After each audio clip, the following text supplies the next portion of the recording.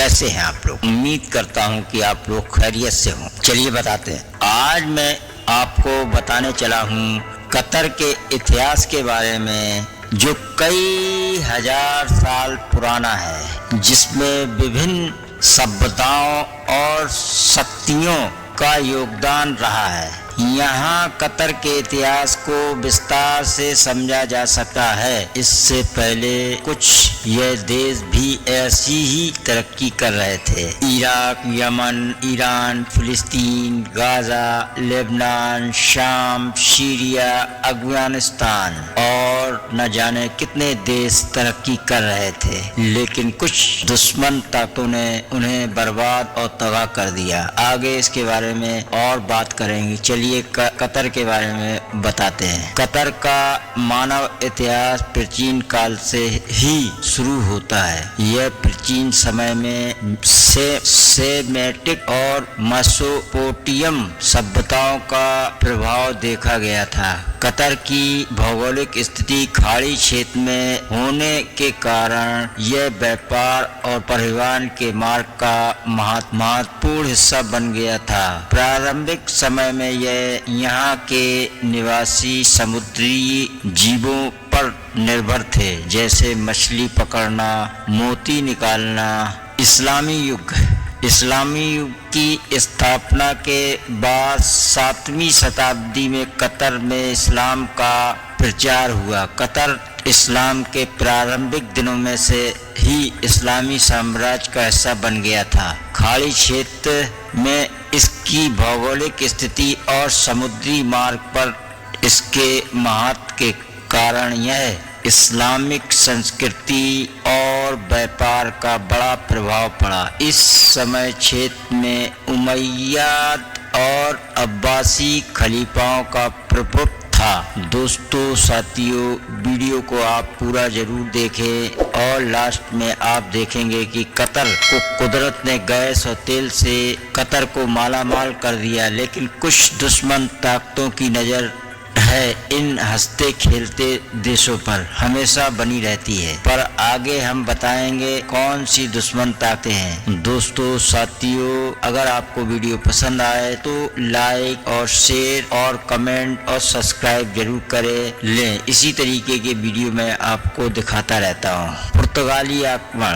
16वीं शताब्दी में कतर पर पुर्तगाली आक्रमण हुआ, जब पुर्तगालियों ने फारस की खाड़ी में व्यापारिक मार्गों पर नियंत्रण प्रारंभ करने का प्रयास किया। हालांकि कतर के स्थानीय शेखों ने पुर्तगालियों के खिलाफ विद्रोह किया और उनका विरोध किया। बाद में इस क्षेत्र में ओटोमन साम्राज्य ने भी अधिकार कर लिया, जो 19वीं शताब्दी तक रहा। अल थानी परिवार का उदय। 19वीं शताब्दी के मध्य में कतर में अल थानी परिवार का उदय हुआ। शेख मोहम्मद बिन थानी ने इस क्षेत्र में अपना प्रभाव बढ़ाया और स्थानीय जनजातियों को एकजुट किया। 1868 में ब्रिटिश के साथ एक संधि हुई, जिसमें कतर को एक अलग इकाई के रूप में मान्यता मिली।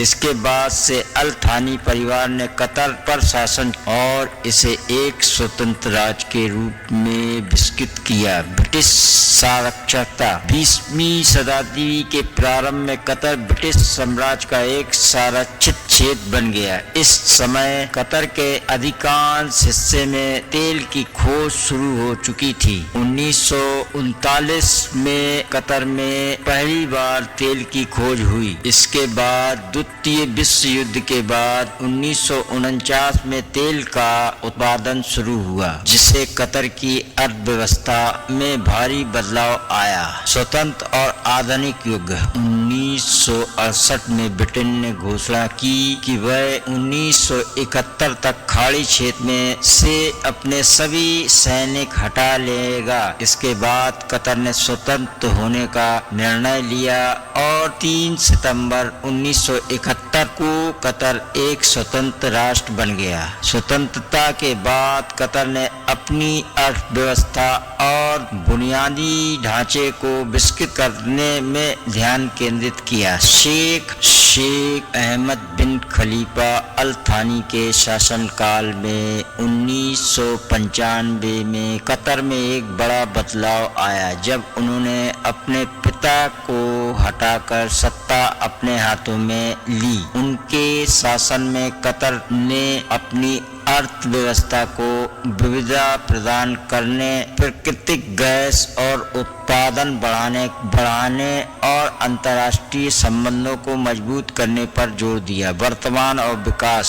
कतर आज दुनिया के सबसे अमीर देशों में से एक है। इसका मुख्य कारण इसकी विशाल प्रकृति, गैस और तेल भंडार। 2000 के दशक में कतर ने अपनी अंतर्राष्ट्रीय पहचान बनाने के लिए खेल और संस्कृति गतिविधियों में निवेश किया। 2022 में कतर ने फीफा विश्व कप की मेजबानी की, जो किसी भी अरब देश में पहली बार था। कतर ने शिक्षा, स्वास्थ्य और बुनियादी ढांचों में भी बड़ी मात्रा में निवेश किया है। इसकी राजधानी दोहा एक प्रमुख व्यापारिक और सांस्कृतिक केंद्र बन चुकी है। कतर ने अपनी विदेश नीति को भी संतुलित रखते हुए क्षेत्रीय और अंतर्राष्ट्रीय मुद्दों पर महत्वपूर्ण भूमिका निभाई है। निष्कर्ष यह निकलता है, कतर का इतिहास प्राचीन काल से शुरू होकर आधुनिक विकास और परिवर्तन के विभिन्न चरणों से गुजरा है। आज कतर अपनी समृद्धि और वैश्विक प्रभाव और प्रगतिशील दृष्टिकोण के लिए जाना जाता है। दोस्तों साथियों, यह सब तो ठीक है, असली तरक्की होती है जो अमेरिका ने की है और चीन, ब्रिटेन, रूस, अमेरिका ने तरक्की की है। उनकी तरफ कोई आंख उठाकर नहीं देख सकता, क्योंकि आज किसी की हिम्मत नहीं है उनकी तरफ आंख उठाने की। असली ताकत इसे कहते हैं, न कि इस तरीके की तरक्की की आए दिन कोई भी आपके ऊपर मिसाइल दाग दे, आपको धमका दे, डरा दे। बिल्डिंग तो आप बना सकते हैं लंबी लंबी, अपने भाइयों के डिफेंस में नहीं आ सकते। ऐसी तरक्की पर लानत हो आप सबको। लेकिन हम में से ज्यादातर लोग जानते भी हैं और मानते भी हैं और सामने देख भी रहे हैं, यह खाड़ी के देश कितनी तरक्की कर ले।